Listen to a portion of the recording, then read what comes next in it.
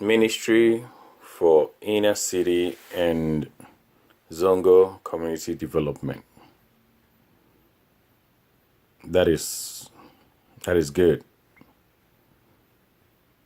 Let's say they're gonna do the job.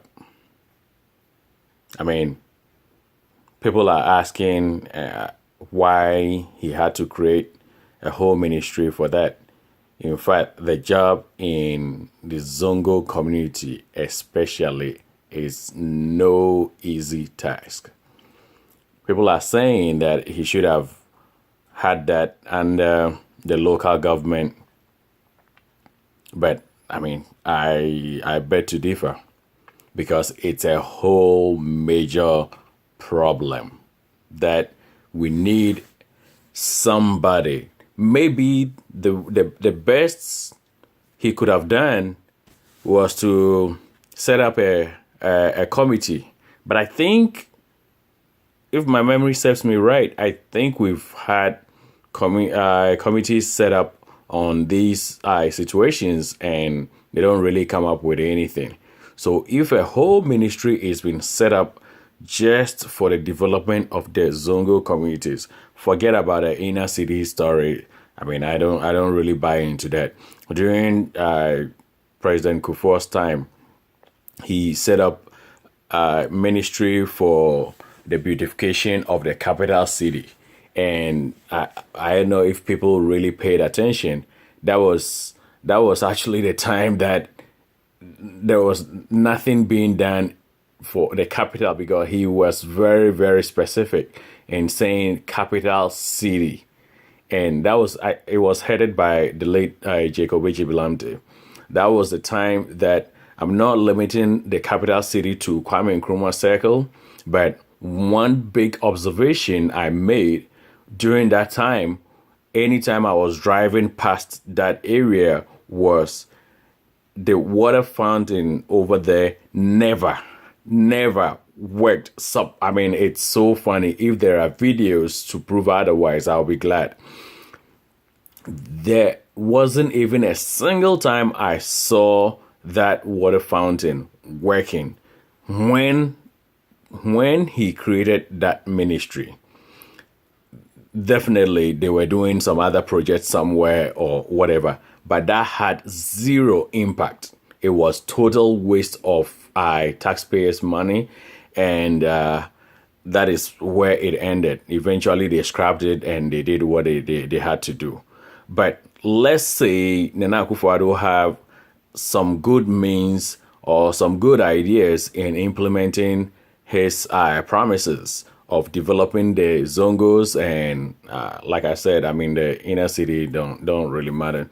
They're doing what they got to do. There are urban roads. There are I mean, the local governments are working.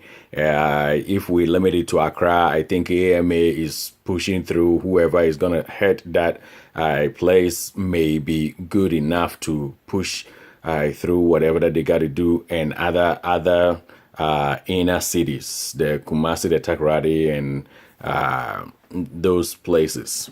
But for the Zongo community to have their own ministry and their own minister, he has no excuse just sitting at ministries in his office and sitting down just receiving letters and whatever.